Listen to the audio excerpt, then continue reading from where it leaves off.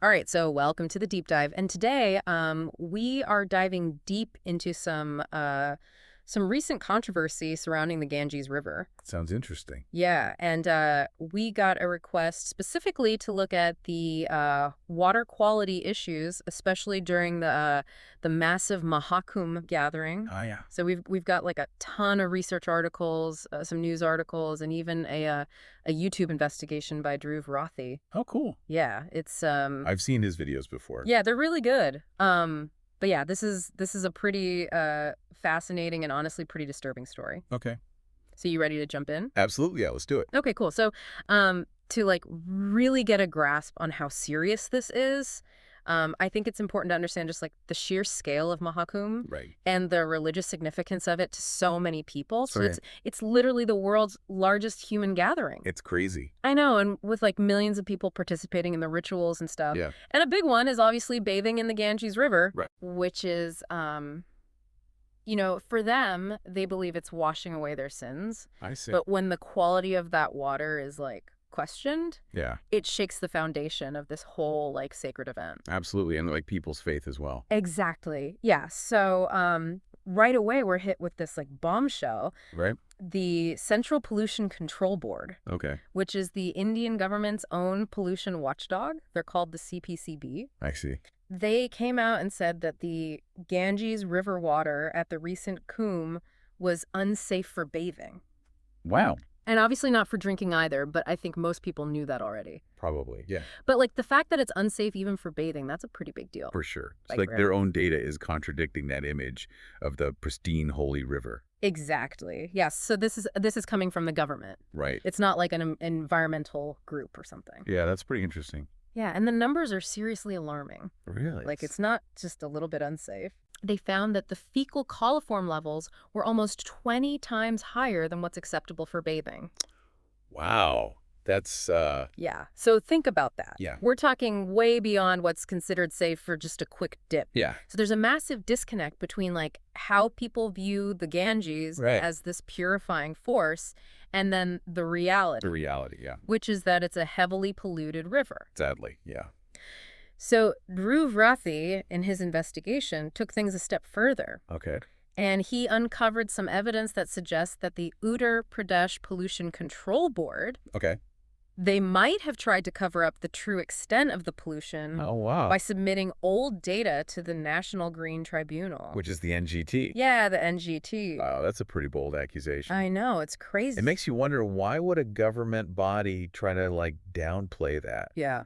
The pollution in a river that's considered so sacred. Yeah, like what are they trying to hide? Right, it's very suspicious. Yeah. So, and it gets weirder. Okay. Okay, so after the NGT calls them out on this, Right. the Uttar Pradesh government releases this research report Oh, really? that claims that the Ganges has unique self-cleaning properties Hmm. due to these things called bacteriophages. I've heard of those. Have you? Yeah, they're basically viruses that attack bacteria. Interesting. But here's the problem. What's that? This research is totally unpublished. Okay. No data. So where is this coming from? Yeah, and the timing right after they got caught, Yeah. it's just so suspicious. Yeah, I mean, it does seem very convenient. Very convenient. But, like, I know bacteriophages are a real thing, yeah. and they can help with purifying water. Mm-hmm. But to say that they can handle this level of pollution, Yeah. I don't know. It's kind of crazy. It's like saying you can clean a city's smog Right. with, like, one air freshener. Exactly. Yeah, Yeah, it's just not realistic. not at all. So, okay, so we've got these alarming pollution levels. Right. We've got potential data manipulation. We've Mhm. got these questionable scientific claims. And then it gets even more frustrating Yep. because we have this thing called the Namami Ganga project. Oh, yeah, I've heard of that. Yeah, so it launched back in 2014, Okay. and it had a massive budget, over 400 billion. Wow.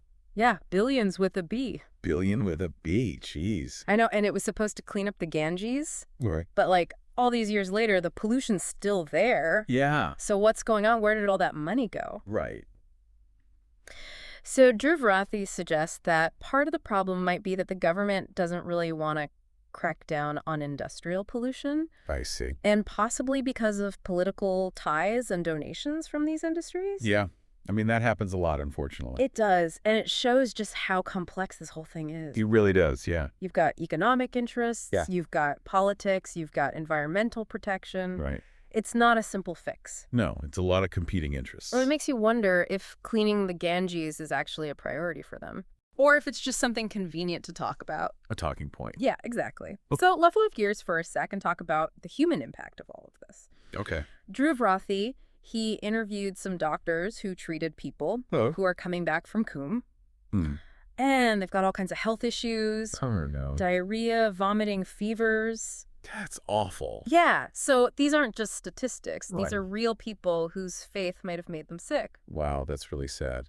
It is, and it raises a difficult question. What's that? Like, can a river be both sacred and polluted? Yeah, that's a tough one. I know, and before anyone starts thinking that this is just a Ganges problem, Right. Dhruv Rathee also talks about this thing with the Sabarmati River cleanup. Okay. It's a similar story. They've got this shiny, beautified riverfront, Okay.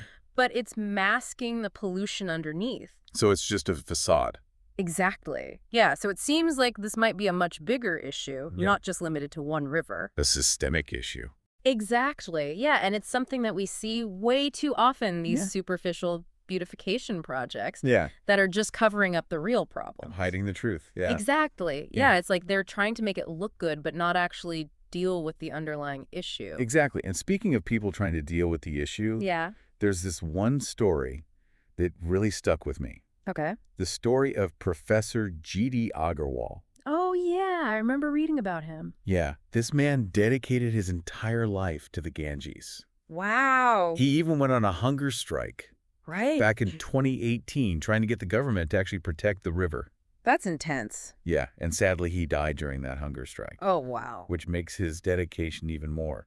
It's just heartbreaking. He really is, yeah. But it makes you wonder, what can we actually do? Right. Like, we've seen these huge government projects Yeah. with massive budget, Things of money. and yet the pollution is still there. So are we just fighting a losing battle? It's definitely a complex challenge. Yeah. But I wouldn't say it's a lost cause. Okay. Dhruv Rathee, in his video, he emphasizes the importance of awareness. Right. Like, he encourages his viewers to share the video, Yeah. spread the word, make people realize how bad it is. Yeah, because sometimes it feels like these problems are just so big Yeah. that we can't do anything about them. Right. It can feel overwhelming. But if enough people know about it Mm-hmm. and they start demanding change, Yeah. maybe that can actually make a difference. Absolutely. Informed citizens are more likely to hold their leaders accountable. Exactly. It's about going from feeling helpless to feeling like you can actually do something. Yeah, like taking action. Exactly. And he also talks about how we need stricter regulations on industries, Oh, for sure. especially the ones dumping waste into the river. Yeah. It seems obvious, It does. but I guess it's not that simple. No, it's not, because you've got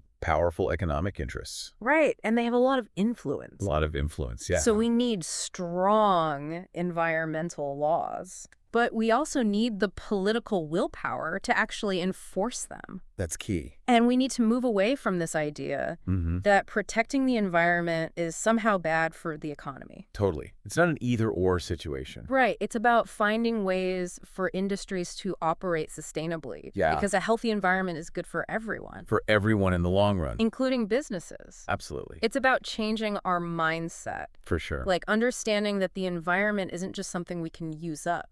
Yeah. It's a delicate system It is. that we're all a part of. Connected to. Yeah, and I think that's what Professor Agarwal was fighting for. I think so, too. He understood that the Ganges is more than just a river. Right. It's a source of life. It's a spiritual symbol. Mm-hmm. It's a huge part of India's culture. And his legacy lives on in the people who are still fighting for the Ganges. Right.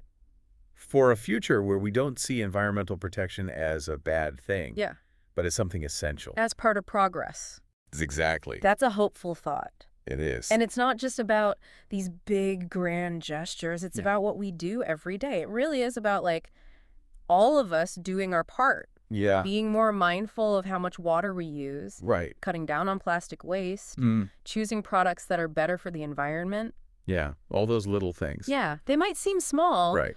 But when millions of people are doing them, Yeah. it can actually add up. Absolutely. So it's like, think globally, act locally. Exactly. Because sometimes these problems feel so huge Yeah, it can be overwhelming. that you think, oh, well, what can I do? Right. But every little bit helps. It really does. And it's not about just waiting for the government or Yeah. some big organization to fix things. It's about taking responsibility. Yeah, taking ownership of our own impact on the environment. And it's also about like reconnecting with nature. Yeah. Spending time outdoors. Yeah. Appreciating the beauty of it all.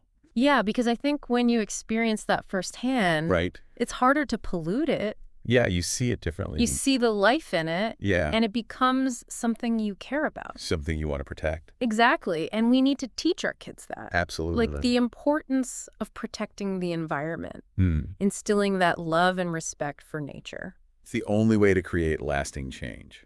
So as we wrap up this deep dive into the Ganges, we're left with kind of a mix of emotions. Yeah, I can see that. There's definitely concern about the state of the river, all the broken promises, how it's impacting people's health and their faith. Right.